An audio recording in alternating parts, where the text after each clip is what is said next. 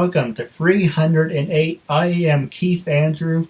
Along here is Rick Branch, and this is a special interview because we're on the road to 400, episode 308, and I'm also the Keith Andrew Network champion. For people who want to know what this belt is, after 3.5 years, I wanted to. A lot of people joke about it. I'm changing the title of my book, A Trophy for Me.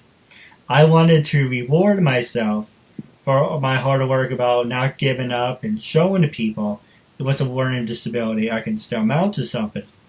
But this belt isn't just for me. This belt is about for every single person out there who is dealing with any types of learning disabilities. And as my catchphrase goes, the whole point of my talk show is to show tongue-tied. The whole point of my talk show is to show people that even with having a learning disability, I can still overcome controversy and reach my goals in life. At the same time, I'm able to turn myself into a perfect example for people out there dealing with any types of learning disabilities and disabilities. That you should never give up, and you should prove to people you can still amount to something. But labels do not dictate who you are and who you're going to be, and you should prove to them you can still amount to something. And this belt is my pride and joy because this is proof that if a kid with a learning disability can create its own talk show out of thin air and get over 300 celebrities and actors and upcoming actors, then it doesn't matter what people label you, you should prove to them that dreams do come true. Now, I know this is only the tip of the iceberg, and I'm working my way up the ladder, but, I'm showing people you can still mount to something. So, with that being said, half hour, 45 minutes of your time. Say anything you want, hard-hitting questions, gloves off, ask me anything, I have nothing to hide. And starting off, what can you tell us about yourself? Well, I live in Pennsylvania right now, but I always will consider myself a Southern boy because I'm from North Carolina, and I'm from a small town community called Pink Hill, North Carolina, and basically that's where the root of my family are, and that's where I went to elementary and high school and grew up, and then I moved on from high school to college, got my degree in mathematics, and then after college, I left. I couldn't find a job during that time because even though I had a college degree, I didn't have any experience, so I joined the military. And I got to plug the military in because I got a lot of veteran friends out there, a lot of submariners out there. So if you're looking at this, I'm shouting you out, submariners. And because I was stationed in Norfolk on the Naval base there. I was on a submarine for 4 years, the USS Jacksonville, and I was an A-ganger up there on the boat. And after leaving the military, it seemed like I never really left the military because my first job after the military was as a contractor supporting the Navy. And I worked my way up from contractor to now I'm a government employee supporting the military, and I'm right back to supporting my home submarine fleet. So I'm kind of proud that I came full circle. At first I was a sailor aboard submarines on the inside looking out. Now I'm on the outside looking in, supporting the younger submariners that are serving the nation now. So I feel kind of proud that I came full circle with that. So, and in between time, I also, when I moved to Maryland, I went back after 15 years of college. I went back to college to get my master's degree, and I got two of them. I got a master's in technology, master's in business administration, and a master's in science and technology. So that helped me get to the point where I'm now supporting the United States Navy submarine fleet. And after I graduated from college with a master's degree, that's where the acting came in. Because at the time when I was working on my master's from 2005 to 2013, I was also working 2 full-time jobs. So my time were pretty much in the books or on the clock. You know what I mean? So in 2012, I graduated with my 2 degrees, and I let go of one of the jobs. So I was like lost with nothing to do. I had nothing. I mean, I didn't have a really social life because with working 2 jobs and going to school, I really didn't have time to have a social life. And besides, there wasn't anybody out there chasing me or available for me to chase at the time. So, you know, it wasn't like I lost anything. So then I got out and I didn't know what to do and kept looking at TV, I said, "What? I can do that. I can do that." I mean, and it seemed like that's not convincing to me. And I kept saying that to myself. So with the aid of modern technology, I just went to Google and said, how do you become a commercial actor? And next thing you know, one thing led to another. I was taking classes in D.C. and Maryland, and with the famed John Pallotta, learning more tricks of the trade in front of the camera, behind the camera, networking and meeting more people in, you know, locally in the D.C., Maryland area, D.C., Virginia, Maryland area, making new friends, making new contacts, and, you know, just learning more and more. And, you know, I get a spot here, do that. I get called back, do this. And it seemed like I just get a bigger and bigger role every time I do something. And got to the point now, the acting entertainment community is so, well, far as I know, such a friendly community that I've gotten roles because people had dropped my names to producers and directors saying, I know a guy who can play that part. And then I get called, and lo and behold, I mean, I feel like, wow, thank you. Now I'm acting in it, which increases my resume, and, you know, and here I am now. And this starting this month and next month, I will be in my first project where I will become SAG eligible. So, and if within 2 years, that's pretty good to, you know, become a principal and earn your SAG card in, you know, less than 2 years almost. That's pretty much where I am now. No, absolutely. We're going to take a quick commercial break. Okay. And when we come back, I do have some hard-hitting questions for you. Okay, I'm ready. A message for yourself or as a gift for someone else. For personal connections, shout-outs, birthdays, proposals, weddings, and much more. Enter your details about yourself so the celebrity can record a personal video message especially for you, including details such as your name, age, birthday, hobbies, or whatever else you include. As soon as the video has been recorded, you'll get an email with your link so you can share it on social media or download and keep it. Celebrities record videos as and when they can, usually within 2 weeks. But if you want a video for a specific date and it does not look like it will arrive in time, you can cancel it and get an instant refund at the click of a button. There are hundreds of celebrities to choose from and many more joining every day. Search by category or genre. Buy a gift voucher, get updates and offers, and encourage your favorite celebrities to join so they can connect with fans in a fun and unique way. Raise money for their charities and much more. So order your video now for yourself or for someone else. I'm so bored. Whoa! Want to see something really cool? Now you'll never be bored again with Loot Crate, a totally bodacious mystery box packed with awesome toys, radical games, and other surprises. And the best part is, you can get Loot Crate delivered right to your door. So don't delay. Ask your parents and order today. Everything okay in there? Yeah, everything great. I love Loot Crate. Ladies and gentlemen, I'm Keith, and along here is a good friend, Rick. And I just want to say thank you for sticking with us. And, you know, normally I interview actors, actresses, models, and CEOs. But something recently I've been very passionate about is getting some veterans on the show. My grandfather served in World War II. And he never actually liked talking about the war. But I take my hat off, and I thank all the veterans that gave their lives for us, and for us to do what we love today. If it wasn't for them, we would probably be speaking German or Chinese or something. But with that being said, when you were in the Navy, how did you join, and what influenced you on joining?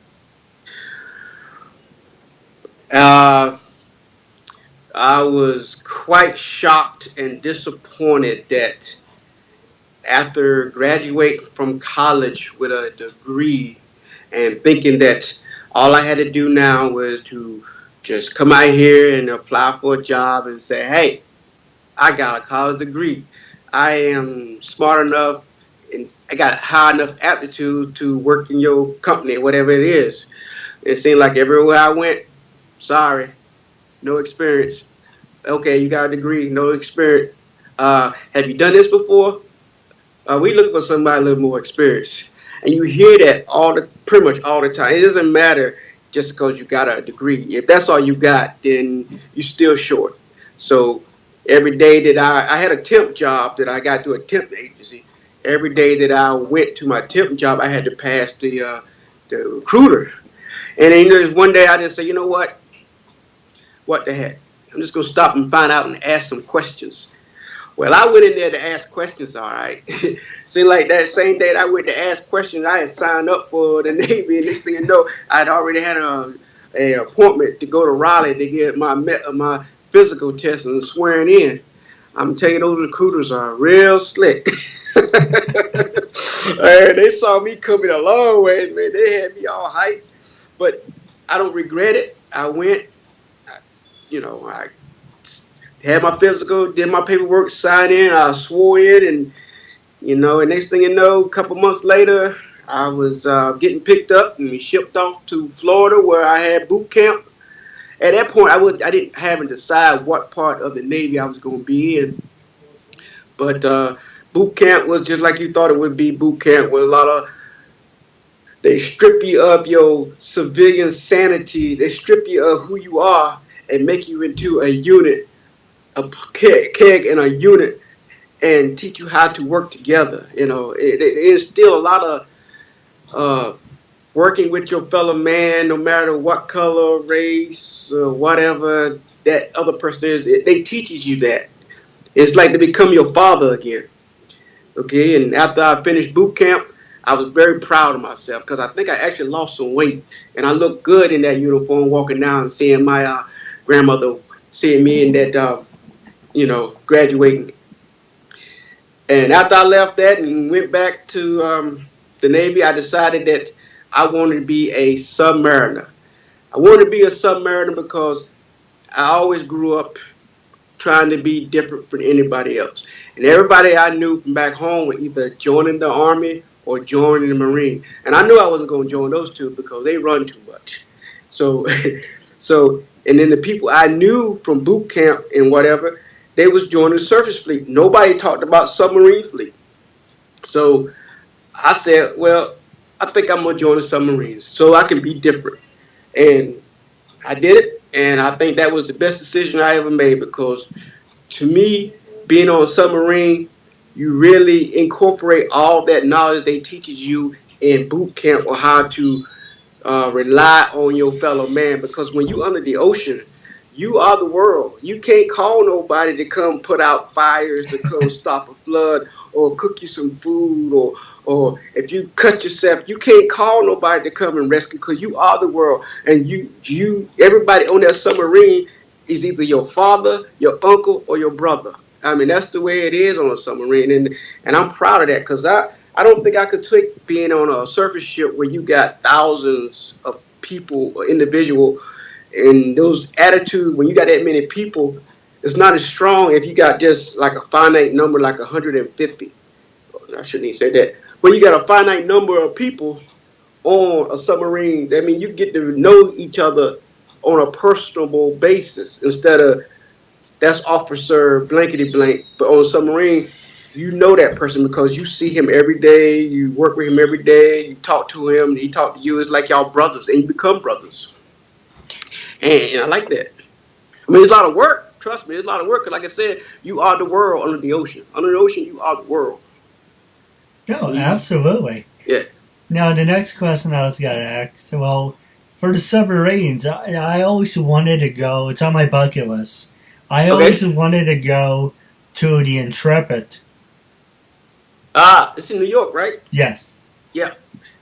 I know, it's funny, but during Hurricane Sandy, they had the space shuttle, and it had the big dome over the space shuttle. So after Hurricane Sandy, the spaceship was okay, no damage, but the dome was somewhere floating around. And what's also funny is, I don't know if you know, in Japan, don't ask me why, I think they have a little too much free time on their hands. But I think they made like a 7-foot rubber ducky. Oh, yeah? It's somewhere in the ocean floating around. I don't know why they would. It's pretty funny, but I don't know why they waste their time. But what I wanted to say was I always wanted to go, go sit in the Blackbirds and get to take it in, or go in the submarine. But is it true that when you're inside the submarine, there's really not a lot of space? That it's really claustrophobic? Well, yes and no. I mean, there is not a lot of space on the submarine, but you learn to adjust to that, because with all the drilling and the training that you do, you seem to have a sixth sense of how much space you got to work in. I mean, you have to be a contortionist to really do a whole lot of things on a submarine. I'm trying to say what I can say without saying what I can't say. You know what I'm saying? Okay, because a lot of stuff you really can't talk about, and I can't put myself in that kind of trouble. Well, I understand. But you're right. There's not a whole lot of space relative to if you would compare it to a surface ship. No, I mean, on a surface ship, they live like Hollywood compared to how we live on a submarine when it comes to space. That's true. Now, what were some of your most favorite memories about working on the submarine or being in the ocean? And did you ever pull any pranks on the people? Well, we had the ports that we went to. I went to Greece during the height of topless season, and everybody was walking around topless. So that was, for a young kid, that was like, wow, I walk around here and women just walking around just all out everywhere. I mean, coming from a small town, North Carolina, Pink Hill, and you go across the country and you go to a country where people was just out there. It's like, wow, you know what I'm saying? That was exciting. We have a lot of things on a boat to keep the morale high. I mean, we have halfway night where we dress up and have. I mean, it's hard to talk about this without saying the right thing, wrong thing, but we do a lot of things to keep the morale high, because the Navy, number one priority, people might think it's funny, but the morale on a submarine must maintain high, because as you can understand, you down there. So it is, the Navy wants to make sure that the crew has and maintain a high morale, because it gets tough, arduous, hard work, and long hours. I mean, it's long hours, it's hard work, and you can get depressed for about many things. So morale is number one on a submarine. It's one of the top 5 on submarine. Safety, morale, and duty, and whatever. But we do a lot of things to keep the morale high. That's all I can say without getting myself in trouble. Yeah, I understand. Don't let you get in trouble or anything. Yeah, don't get in trouble, especially when it's going out to the world. The next question I was going to ask you, did you ever see the movie Battleship? And yes. When they show all the Marines, I think the best part in the movie is when they had the veterans come out and be on the battleship. I think that was like the best part of the whole movie. Oh, yeah. That was like, yes. And trust me, every time I see a submarine movie, I be analyzing everything. Because I think that one movie, US something 71, that came out maybe 10 years ago. I forgot the name of the movie, but every submarine movie that I watch, I'd be like, they don't do that. We don't do that. we don't. But it's fun though, because I feel like I'm in an elite society of people, because not everybody, not every Navy person can say, hey, I served in a vessel that was designed to sink. You know what I'm saying? Yeah. I served all that. I went out there and never knowing if I was ever going to see the sun again. And I went out there with bravery and to defend my country. I said, hey, I will go down there and do this, even though anything can happen. And that takes a lot of guts and pride, because not just guts alone, but it takes pride. You got to really love your country. You want to go down there and say, hey, I would go down there and get yelled at and screamed at and scratched up and worked to death, and knowing I may have not seen the sun again. But, we did it. No, absolutely. And my last subject about it, and then we can go something else, is did you ever, when you joined the Army, Navy. what year was it? And then were you also a part of any wars? Nah, I joined in 91. I really wasn't. No, I wasn't. So you weren't there during Desert Storm?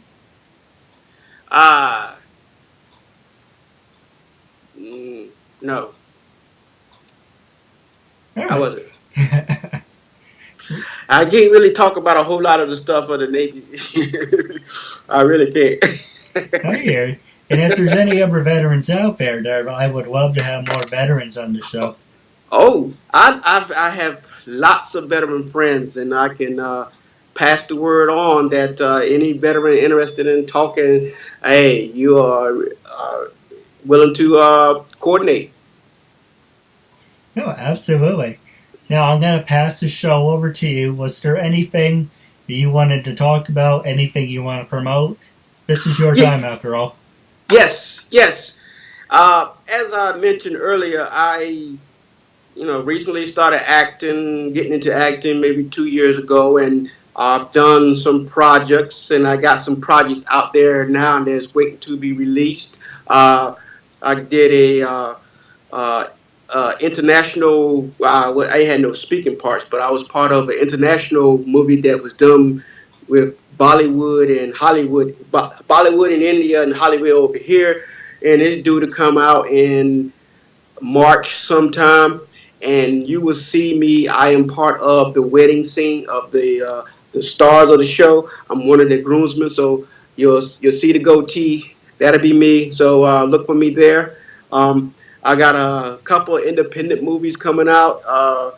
I am in the movie Rogue by Chico De Negro and Skinny Corion, and I play a mob boss in that movie. And I was kind of proud of that because I got a chance to show my bad side. And I got another movie that we start shooting next weekend where I will earn my SAG card. So after this project, I will be going SAG, and I'm kind of excited about that. So that hopefully will open up bigger doors and bigger opportunities for me. Also, me and a couple of my castmates in DC, Maryland area are picked up to do a series. I think it's a web series where we play husband and wife, and it's kind of like a George Jefferson, the Jeffersons type of series. So hopefully people will like that. I'm gonna try to be as funny as I can be, and at the same time, we're gonna probably hit some topics, hot topics, what's going on.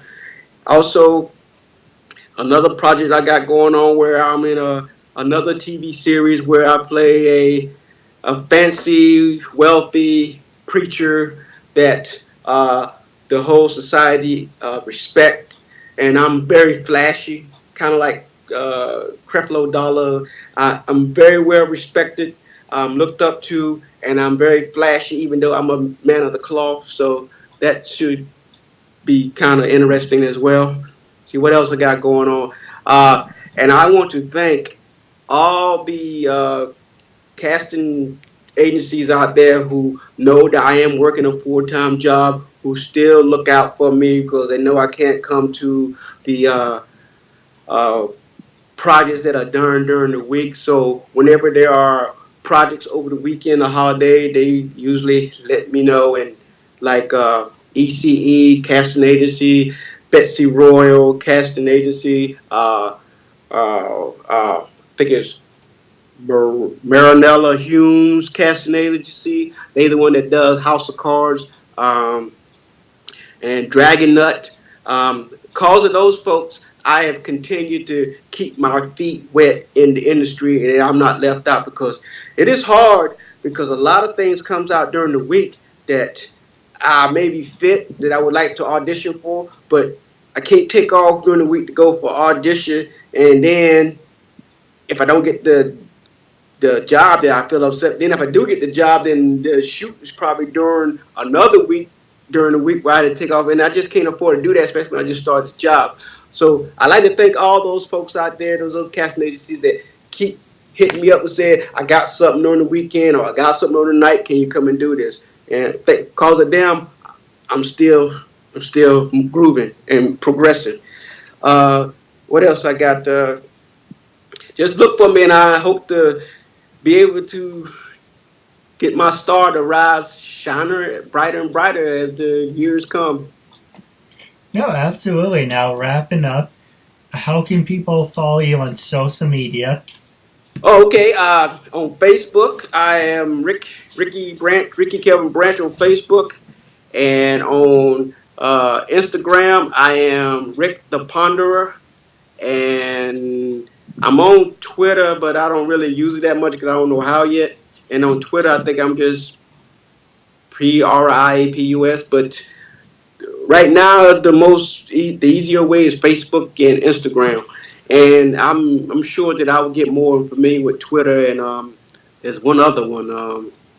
Yeah. But I'm out there, and if you want to friend me. Try to keep all the stuff that I'm doing out so people can look out for me. You can say, hey, I know Rick. Rick is down to earth, even though he may be playing a character that's mean or sourpuss, but he's really a cool guy, you know? Yeah, absolutely. And if there's anything you want me to promote, any commercials or ads, I can always do that for you. Okay, yes, definitely. Like I said, once I find out when our project's about to hit, I will definitely coordinate with you, see if you can let people know. Oh, absolutely. I'm sure the producers and directors that are producing, directing these projects will appreciate that as well. No, absolutely. I do have a couple of questions for you. Oh, yeah. I also got another project coming out. I forgot. It's called Corrupt. I play a landlord, and I'm threatening to kick out the tenants of the apartment building, and I was proud I got that opportunity too, and that's coming out here shortly too. I just wanted to plug that in there because I told him I was going to do that. I forgot. Well, I do have a couple of questions for you off the air. I'm ready. Well, wrapping up, I took this from Bill Rowley, so all rights go to the factor. Big fan of his. I would love to be on the show. But going on the record, when I first approached you, what was your honest opinion of me, my first approach, and after being interviewed, how do you feel now? Are you talking about your first approach yesterday or when we first became friends? Well, both. Well, when we first became friends, first thing I do, I check people, see if we have anybody, friends that are mutual, or if you friends that have family members, friends. Then, but I didn't think I had any. Hold up. But hey, when we first met, I was getting friend requests for a lot of people, so it really didn't click. And then this time when you sent me a link with another one of your guests, I was like, I wasn't sure what was the link for, so I looked at it, and then you said, this is an example of what I do. Would you be interested? And I said, well, it looks legit. And I was like, Hey, I'm down for that. Hey, yeah, yeah. And especially when I listened to her, she was on point. Then I felt, tell you the truth, I felt like, am I ready for this? Because she was not only on point, but she's very charismatic, and she kept my attention, and everything she said, I believed in it. And I was like, I can't compete with that because my life is not that experience here. But just like any other project you go on when it comes to acting, you can't be scared. You just got to go out there and do it. So I just say, and I'm glad I'm doing it. No, absolutely. You're supporting a good cause and making a new friend out of it. Absolutely. Absolutely. Now, wrapping up our talk show segment, it's a real honor and privilege to have you as a guest. And I'm honored myself. And I'm looking forward to part 2. Yeah. Oh, there's a part 2? If you're interested. Yeah, absolutely. After I get some more projects on my back and you can say, well, how'd you do since we last talked? Yes, I am definitely interested in part 2. And I would definitely reach out to some of my veteran friends to let them know that, hey, any veterans, do they have to have a specific talent outside of just being a veteran? Anything you're looking for? No, just Air Force, Navy. That's okay. A veteran's veteran, right? That's right. All right. I will definitely reach out because those veterans got to support each other because a lot of veterans have supported me. Matter of fact, a lot of veterans have supported me with this acting thing because I've got a lot of shout outs from veteran friends that just let me know when your project's coming, and I would definitely, me and the family would definitely go check you out. No, absolutely. Now, wrapping up the interview segment, it's a real honor and privilege. Stay tuned. I do have a couple questions off the air for you. Okay. Wrapping up, it's a real honor and privilege. Thank you. Mine too, as well. Goes both ways.